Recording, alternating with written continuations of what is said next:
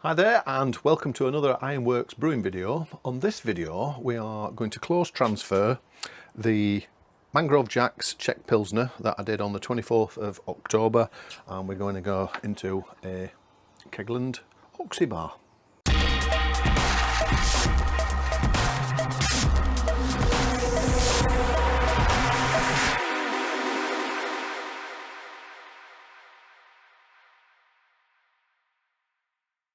Okay, so we've got everything that we need. This has been in or under pressure fermentation since the 24th. I did the dry hops through the hop bong on the 31st, and now it's about time. It's good clarity already. We're going to do a closed transfer. So I've already cleaned and sanitized the Oxybar. I've added some sugar into the bottom to give it some conditioning, and also to give it obviously the carbonation. I've added a little bit of brow salt in there as well.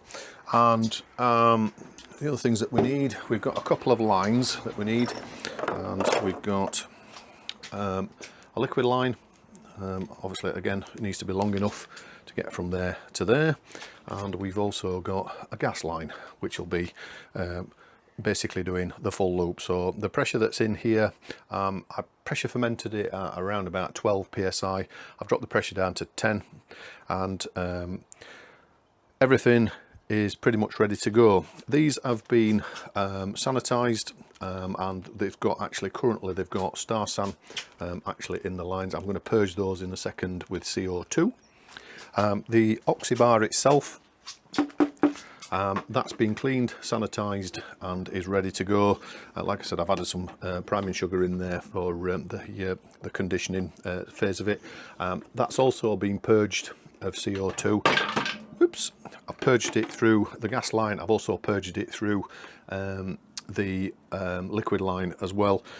So everything in there, no O2 at all, and I will release the pressure as we get ready to transfer, because I want effectively the pressure from the pressurized fermenter to actually drive the liquid, the beer through the actual liquid line, and then that will flow into the keg. The return line will effectively take the CO2 that's in here under literally no pressure at all, and then that will feed back into the fermenter. Okay, so I'm just going to shift camera positions so that you can see a bit more closely what we're doing, and we'll get ready. But first of all, I'm going to purge these lines now with some CO2. I've actually got a spare Corny keg set up, and I was just literally cleaning it in readiness for something else.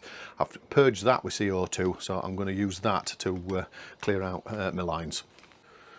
Okay, so like I said, we've purged these, we've cleaned these, we've sanitized these. These have got Star San in them at this moment in time, so I'm just going to purge those. Like I said, I've actually got a spare Corny keg. I'm just literally cleaning that one down in readiness.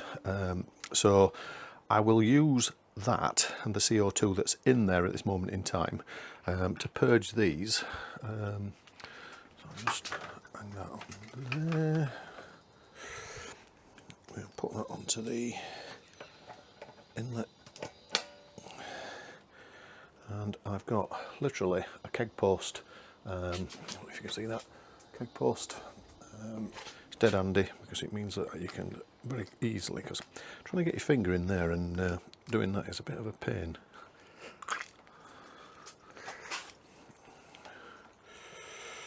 Cute books. Okay, so that's now sealed, and that's got CO2 in it. I'm going to do the same with this one. I can use either line, to be honest. It doesn't matter with these Kegland ones. They are certainly more forgiving than the normal Corny keg ball disconnects. And again, we'll just connect that on there. Just get rid of that. And that's now CO2 in those lines as well. Okie dokie. So we're pretty much getting ready to connect to our fermenter. I've got the, if I can bring you over slightly.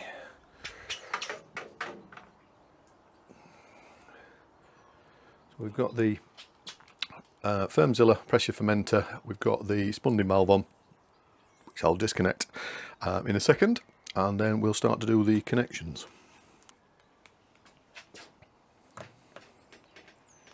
Okay, so we'll disconnect the spunding valve first. Just put that over there.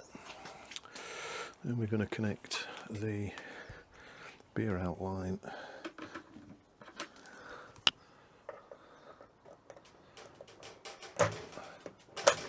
onto there like that.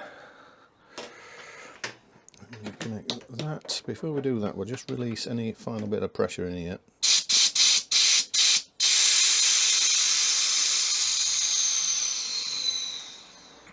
Yeah, just mount in there. Like I said, I've got some brow salt in there already, and now I just need to connect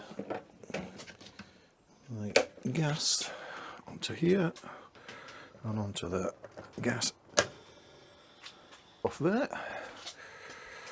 So that's now starting to transfer in. You can see the beer starting to flow into the actual keg. Got beer coming down that line.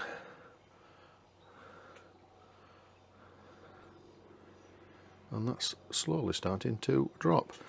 If I need to up the pressure just to continue the transfer, I'll just add a little bit. I've got a small one of these soda stream things. I can just add a small amount of pressure onto the Fermzilla just to continue that transfer.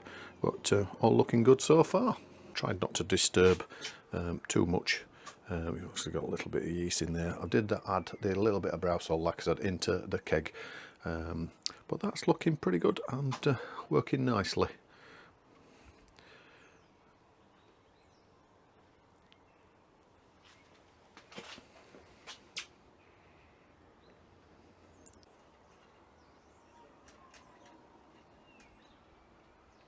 Progressing well. Like I say, slow and steady. You're not then disturbing any of the shrub or stuff in the bottom, and it's looking pretty clear already. I'm impressed.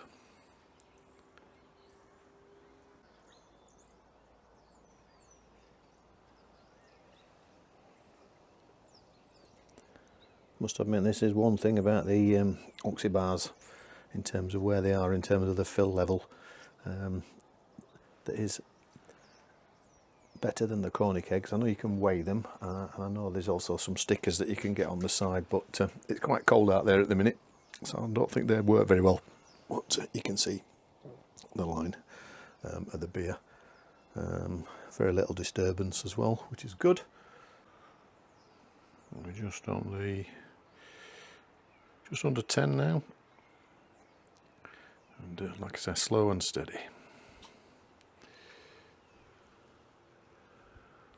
This is the first time I've done the pressure fermentation. New piece of kit to the brewery, so I thought I'd give it a run out.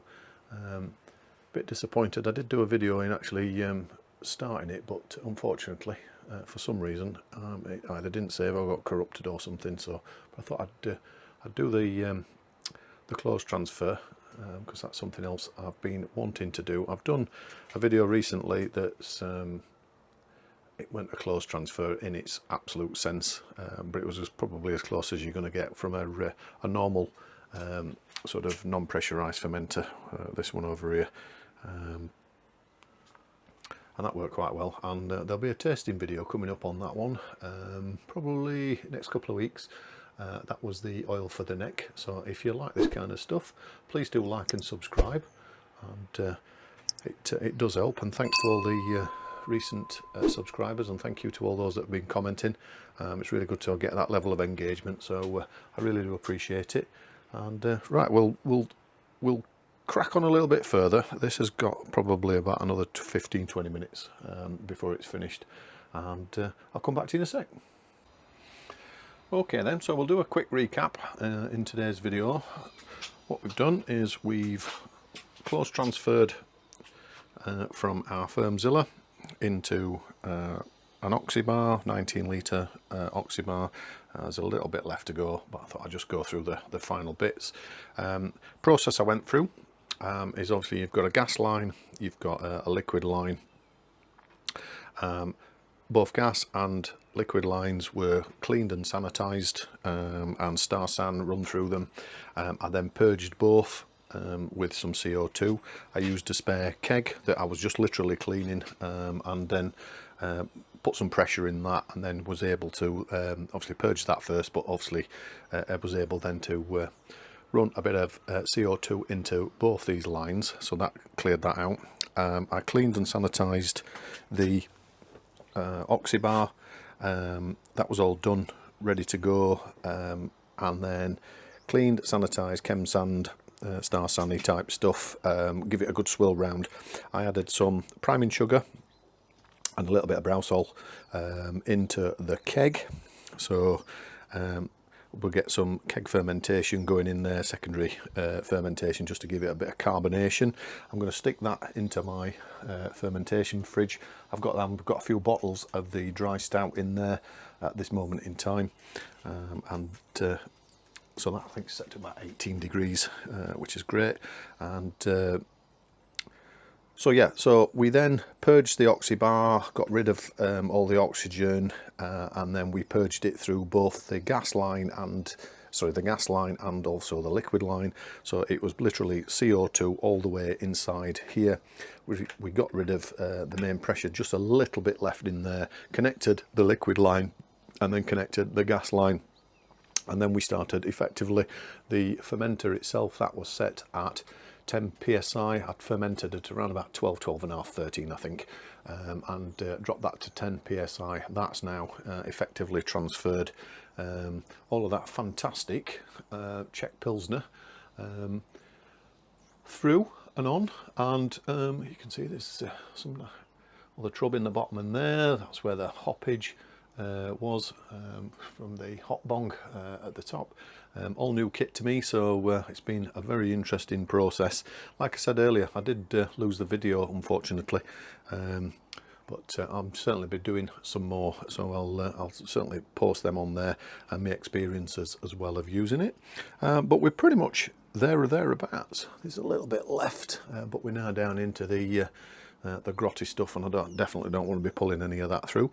And so yeah, so it just pretty much leaves me to say thanks for watching. If you like this stuff, please do like and subscribe, and we'll see you on the next one. Thanks all, see you soon.